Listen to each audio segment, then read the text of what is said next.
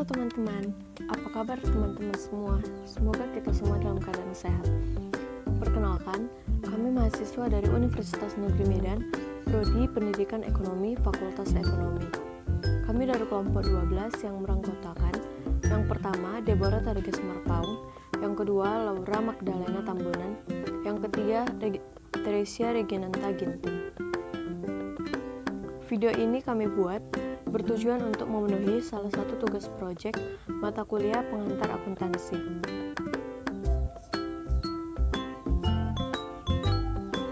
Pada video ini kami akan menjelaskan siklus akuntansi perusahaan dagang. Langsung saja kita masuk pada pembahasan yang pertama. Kami akan menjelaskan pengertian dari perusahaan dagang. Perusahaan dagang adalah perusahaan yang bergerak di bidang membeli barang dagangan dan menjualnya kembali tanpa merubah bentuk dengan tujuan untuk memperoleh keuntungan atau laba.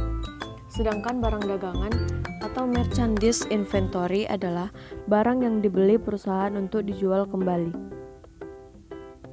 Dari penjelasan tersebut, dapat disimpulkan bahwa kegiatan utama perusahaan dagang adalah membeli dan menjual perusahaan dagang tanpa merubah barang. Perbedaan antara perusahaan dagang dan perusahaan jasa ditinjau dari 3 segi yang terdapat pada tabel. Perbedaan antara perusahaan dagang dan perusahaan jasa yaitu yang pertama ditinjau dari segi kegiatannya. Pada perusahaan dagang kegiatannya adalah membeli dan menjual barang dagangan, sedangkan pada perusahaan jasa kegiatannya adalah memberikan pelayanan jasa. Yang kedua ditinjau dari segi pendapatan. Pada perusahaan dagang, pendapatannya adalah hasil penjualan dari barang dagang. Sedangkan pada perusahaan jasa, hasil pendapatannya adalah hasil dari penjualan jasa. Yang ketiga, bahan operasional. Pada perusahaan dagang, bahan operasionalnya adalah beban penjualan dan beban administrasi umum. Pada perusahaan jasa, bahan operasionalnya adalah beban usaha dan beban luar usaha.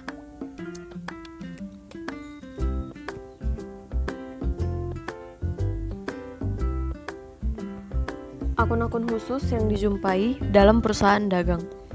Dalam perusahaan dagang, terdapat akun-akun yang biasa dijumpai yaitu antara lain, yang pertama, akun pembelian, yang kedua, akun penjualan, yang ketiga, akun retur pembelian dan pengurangan harga, yang keempat, akun retur penjualan dan pengurangan harga, yang kelima, akun utang dagang, yang keenam, akun piutang dagang, yang ketujuh, akun potongan pembelian, yang kedelapan, akun potongan penjualan, yang kesembilan, akun beban angkut pembelian, dan yang kesepuluh, akun beban angkut penjualan.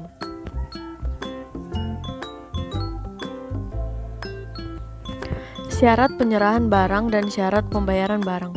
Barang dagangan yang diserahkan kepada pembeli atau konsumen dapat dilakukan sebagai berikut dengan syarat-syarat berikut. Yang pertama, FOB shipping point atau Franco gudang penjual, di mana artinya adalah beban angkut barang sejak dari gudang penjualan sampai dengan gudang pembelian menjadi tanggung jawab pembeli. Yang kedua, FOB destination point atau Franco gudang pembeli, di mana artinya adalah beban angkut barang sejak dari gudang sampai dengan gudang pembeli menjadi tanggung jawab penjual. Sedangkan syarat pembayaran barang dapat dilakukan sebagai berikut. Yang pertama, tunai atau kontan, artinya pembayaran dilakukan saat terjadinya transaksi. Yang kedua, N/30, artinya pembayaran dilakukan paling lambat 30 hari setelah terjadinya transaksi. Yang ketiga, N/EOM atau end of month, artinya pembayaran dilakukan paling lambat akhir bulan. Yang keempat, N/10 atau EOM, artinya pembayaran dilakukan paling lambat 10 hari setelah akhir bulan. Yang kelima, 2/10 N/30, artinya bila pembayaran dilakukan dalam waktu 10 hari atau kurang setelah tanggal transaksi, terdapat potongan 2%, jangka waktu kredit 30 hari.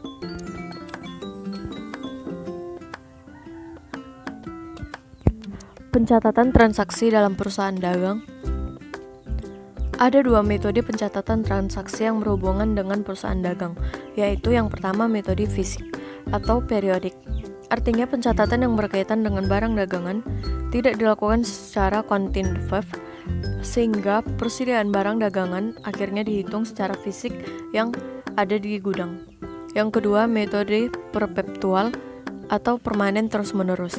Artinya, pencatatan yang berkaitan dengan barang dagangan dilakukan secara continuous, sehingga bila terjadi pembelian atau menambah persediaan barang dagangan dan bila terjadi penjualan akan mengurangi persediaan barang dagangan.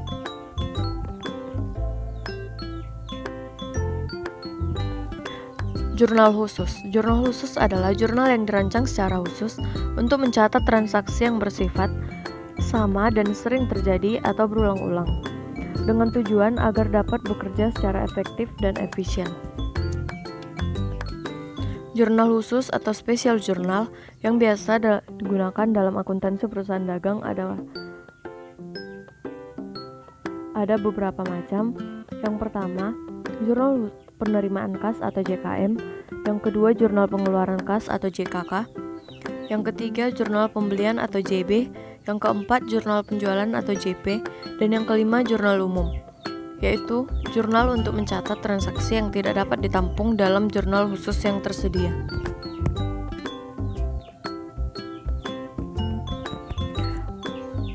Berikut tabel pencatatan transaksi ke dalam jurnal khusus dapat dilakukan sebagai berikut.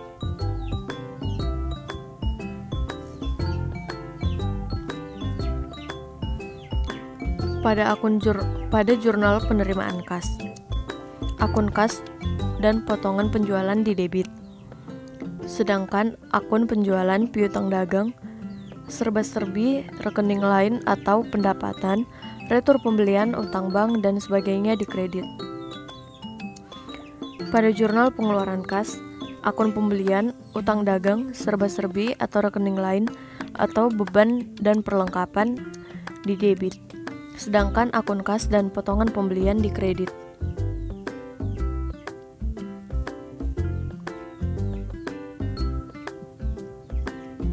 Pada jurnal pembelian, akun pembelian, serba-serbi atau rekening lain atau perlengkapan, peralatan, dan aktiva lainnya di debit. Sedangkan utang dagang di kredit. Pada jurnal penjualan, akun piutang dagang di debit dan akun penjualan di kredit. Pada jurnal umum atau memorial, akun utang dagang, retur penjualan, dan akun lain yang perlu di debit dimasukkan akun di debit. Sedangkan akun piutang dagang, retur pembelian, dan akun lain yang perlu di kredit dimasukkan pada akun di kredit.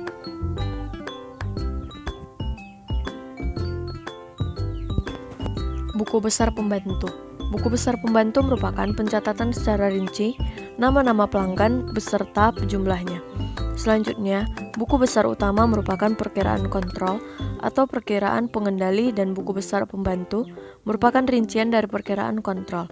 Bentuk buku besar pembantu sama dengan bentuk buku besar utama. Terdapat 3 macam buku besar pembantu dalam perusahaan dagang, antara lain yang pertama, buku besar pembantu piutang, yang kedua, buku besar pembantu utang, dan yang ketiga, buku besar pembantu persediaan. Jurnal penyesuaian dalam perusahaan dagang. Jurnal penyesuaian dalam perusahaan dagang adalah jurnal yang bisa dipakai untuk mencatat saldo pada akun tertentu dan digunakan mencerminkan keadaan sebenarnya. Selanjutnya, kamu bisa ke proses penyusunan laporan keuangan. Jurnal penyesuaian perusahaan dagang digunakan untuk mencatat transaksi yang sudah terjadi, tetapi belum dicatat. Selain itu, digunakan juga untuk mencatat transaksi yang telah dicatat, tetapi memerlukan koreksi agar nilainya sesuai dengan keadaan yang sebenarnya.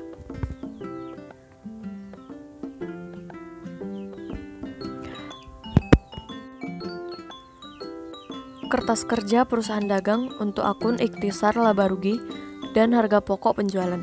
Untuk membuat jurnal penyesuaian dapat menggunakan 2 metode, yaitu metode ikhtisar laba rugi dan metode harga pokok penjualan.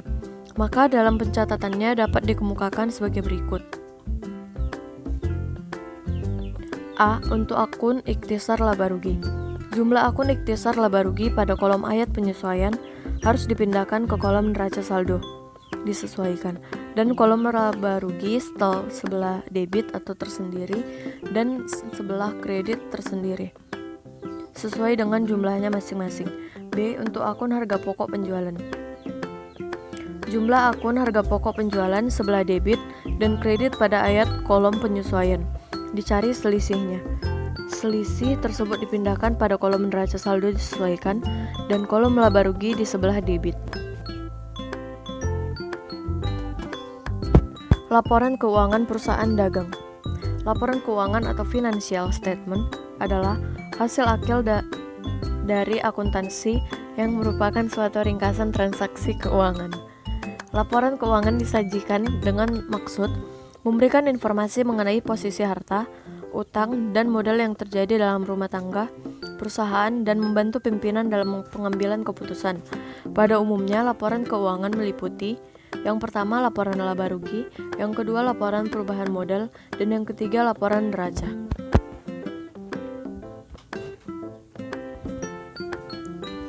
Yang pertama laporan laba rugi atau income statement adalah laporan yang menunjukkan pendapatan dan beban pada akhir periode akuntansi. Yang kedua, laporan perubahan modal atau capital statement adalah laporan yang menunjukkan adanya perubahan modal. Laporan perubahan modal hanya lazim berlaku dibuat pada perusahaan perseorangan, persekutuan atau firma. Sedangkan untuk perusahaan berbentuk perseorangan terbatas atau PT, istilahnya adalah laporan laba ditahan atau return earning statement. Yang ketiga, laporan neraca atau balance sheet adalah laporan yang menunjukkan posisi keuangan perusahaan pada akhir periode, yaitu laporan tentang besarnya harta, utang, dan modal perusahaan.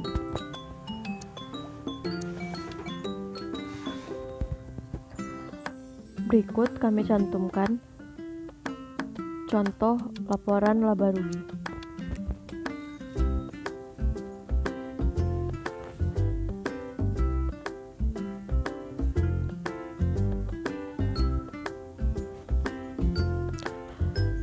Perhitungan harga pokok penjualan atau cost of goods sold. Harga pokok penjualan adalah harga pokok dari barang-barang yang telah laku dijual selama periode tertentu. Dalam menghitung harga pokok penjualan harus diperhatikan unsur-unsurnya, yaitu sebagai berikut. Yang pertama, persediaan barang dagangan ditambah, pembelian ditambah, beban angkut pembelian ditambah, retur pembelian dan pengurangan harga dikurang, potongan pembelian dikurang, dan persediaan barang dagangan akhir dikurang.